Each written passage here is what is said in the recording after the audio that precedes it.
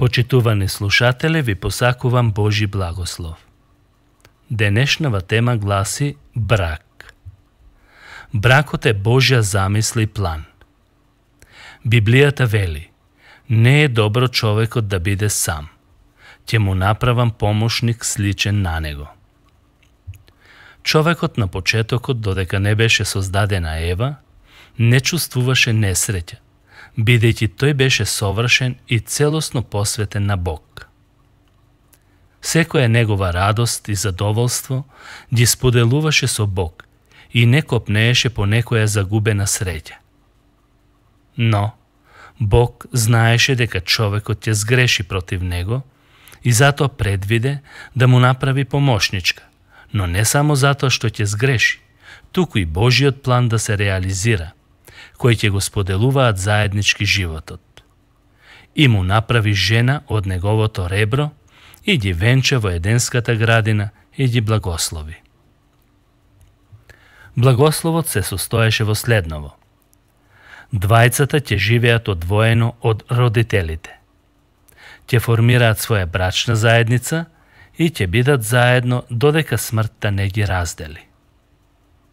Второ, ќе се плодат и намножуваат, за да имаат побожно потомство. Трето, да ја наполнат земјата, со што ќе се исполни предвидениот Божи план. Четврто, ќе бидат господари над сите други созданија и ќе ги владеат. И петто, Бог ќе биде со нив преку сите денови на нивниот привремен живот.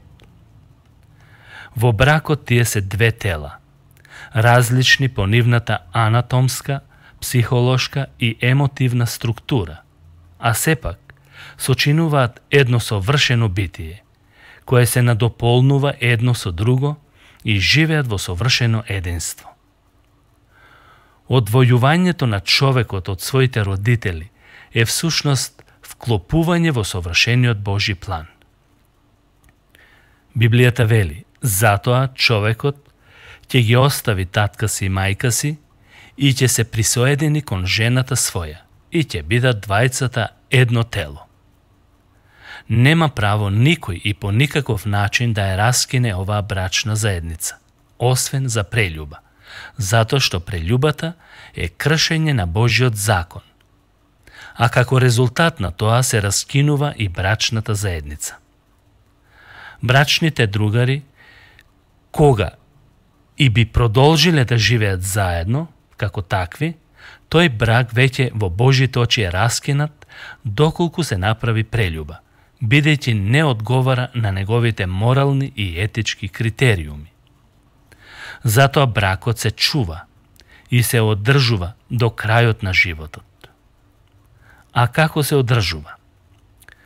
Пред се, секој брак треба и мора да има концепција и правило по кој мора да се раководи.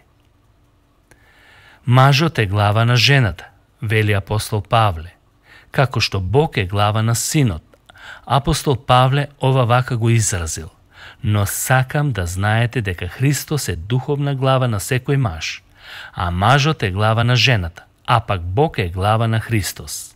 Што значи, секоја еднаквост во смисла две глави е противење на Божиот модел. Мажот како глава на жената не подразбира негово насилничко однесување, туку негова грижа, радост и водство на својот брачен другар. Со таа улога на мажот жената не е обесправена, туку ја доживува својата вистинска улога која нејзи одговара. Жената не би можела да биде рамноправна во улогата со мажот заради нејзината слаба природа. Таа е послаб пол и не може да биде глава, односно да има две глави. Исто така, таа прва се излага, а не мажот и стана престапничка на Божиот закон, вели Библијата. Во тој случај, мажот како глава е должен кон жената во следново: да и помага во секоја нејзина духовна и телесна потреба. Не смее да ја оптоварува и да ја загрозува во нејзиниот развој. Таа е одговорна пред Бог исто толку колку што и мажот. Затоа, ако се случи мажот да ја обезвреднува, последиците тој ќе ги сносува. Второ, треба да ја љуби исто како самиот себе си. Ова е изразено во примерот на Исус Христос, велејќи: мажи, љубете ги своите жени, како што и Христос ја засака црквата и се предаде сам себе си за неа. Љубовта подразбира пожртвована агапе љубов. Оваа идеја се провлекува уште во Стариот Завет, кога Бог го склопувал својот милостив завет со својот народ Израел, спомнувајќи го како брачен завет. Оваа идеја на Исус Христос како младоженец потекнува од Стариот Завет. Христос е младоженецот, а црквата е негова невеста.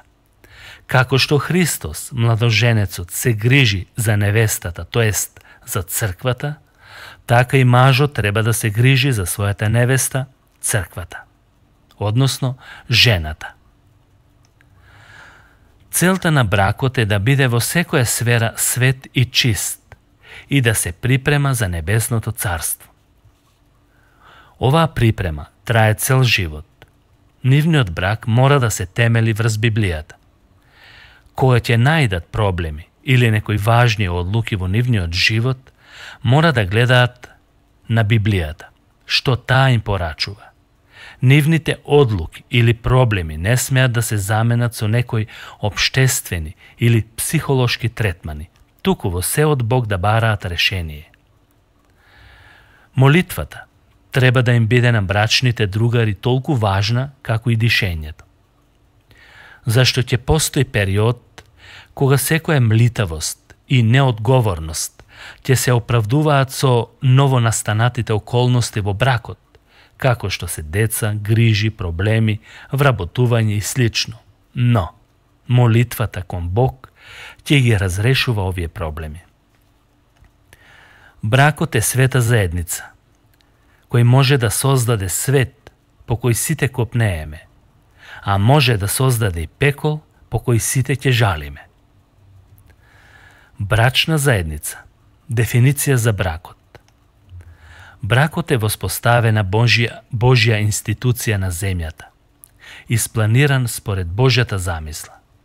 Тоа е заедница помеѓу два различни пола кои живеат во хармонија, во љубов, во разбирање, почитување на правата кои им се дадени од Бог. Бракот не е случаен производ, создаден еволуцијски според биолошките потреби на човекот. Не го измислиле филозофите или социолозите, ниту пак е некоја застарена институција која може да се надмине со новиот поредок на светот и новите научни откритија. Бракот е трајна и вредна институција во секој временски период, со што не може да се измени неговата структуралност и да се замени со некоја нова форма и облик на заедница. Библиско гледиште. Библијата на бракот му придодава голем приоритет. Светот не би постоел доколку не би постоела брачна заедница. Бракот е Божји план, испланиран уште од вечноста за Божја слава. Како прво, треба да постои комуникација. Комуникацијата ја разбива монотонијата и ги открива најдлабоките чувства на партнерите. Меѓусебниот говор допринесува за зближување и прифаќање на својот брачен другар со сите нивни негативни и позитивни пројави. Комуникацијата е бегство од осаменоста, која допринесува припојување кон брачниот другар, со што взаемно се надополнуваат и го изградуваат духовниот живот. Заедништво. Заедништвото во бракот пред се е Божји модел. Бог рекол, не е добро човекот да биде сам. Ќе му направам помошник сличен како него. Жената која е создадена да биде помошничка на мажот, не подразбира нејзина подчинетост со негативно значење. Туку жената како таква ќе го надополнува битието на мажот, исто како што мажот ќе надополнува битието на жената во нивната брачна заедница. Тие ќе бидат две тела, а сепак едно битие. Затоа во брачната заедница не постои можност за подчинување и диктатура со насилни и уценувачки методи. Заедништвото не треба да го прават некои други фактори, како што се интересот, професијата или парите. Туку напротив, тоа заедништво е вистинско заедништво коинонија, кое не може да му наштети никаков надворешен влијаечки фактор. Љубов. Љубовта е темел на бракот. Не може да се замисли брак без љубов. Затоа, брачните другари се сакаат затоа што се свесни дека потекнуваат од еден ист татко, Бог. Тоа што потекнува од Бог е достојно за почитување и сакање. Тие се сакаат меѓусебно затоа што се вредни како личности. Двајцата го носат Божиот лик, со што и двајцата се одговорни пред Создателот. Тие имаат своји квалитети, вредности и си ги почитуваат еден на друг. Брачниот другар го сакаме заради верата во Спасителот Исус Христос. Кога се знае дека твојот брачен другар е откупен или откупена преку крвта на Исус Христос и дека сите наследници и сте наследници на Небесното Царство и дека целата вечност ќе бидете заедно, тоа создава дополнителна љубов, која од ден во ден се повеќе расте. Тие се сакаат заради нивната физичка привлечност.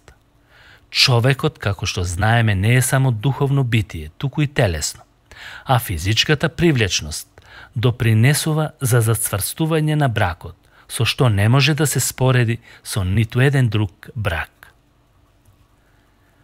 Разбирање. Апостол Јаков напишал: каде што има неслога и недоразбирање, таму оди секон лошо. Затоа, во бракот треба да се има толеранција и опростување на грешките. Треба да направат заедничка концепција како и на кој начин ќе функционира нивниот брак, за да не дојде до недоразбирање во подоцнежниот период. Значи, мажот е глава на жената. Што значи тоа? Библијата му дава предност на мажот, така што мажот кој е глава на жената е одговорен за сите нејзини потреби, духовни и телесни. Жената не може да има водечка улога во бракот, бидејќи таа прва се излага, а не мажот, и со тоа стана престапничка на Божиот закон. Исто така, таа е послаб пол, со што нејзината биолошка конструкција не ѝ дозволува да биде глава на мажот. А, и кога некој би допуштил да се заменат улогите, жената не би била среќна, затоа што таа не е создадена да биде глава, бидејќи тоа не одговара на нејзината природа. Мажот е должен да се грижи за нејзиниот духовен растеж и да ја води кон главната цел, а тоа е спроведување на Божјата волја во се. Кога така функционира бракот, тогаш се оди во љубов, во хармонија, во слога и се исполнува Божјата волја преку нив. Значи, телесниот брак започнува од мигот на нивната интимна врска, а духовниот од моментот на нивното согласување дека ќе бидат заедно и дека ништо нема да ги раздели, освен смртта. Бракот престанува да постои кога самата смрт ќе ги раздели. Таа заедница има за цел да живее според Божјата волја, да се изградува на принципите на Библијата и да подигне потомство кое ќе биде на Божја слава. И, од се што е важно во бракот, најважно е да има љубов која ќе опростува и која ќе ги надминува слабостите на својот брачен другар.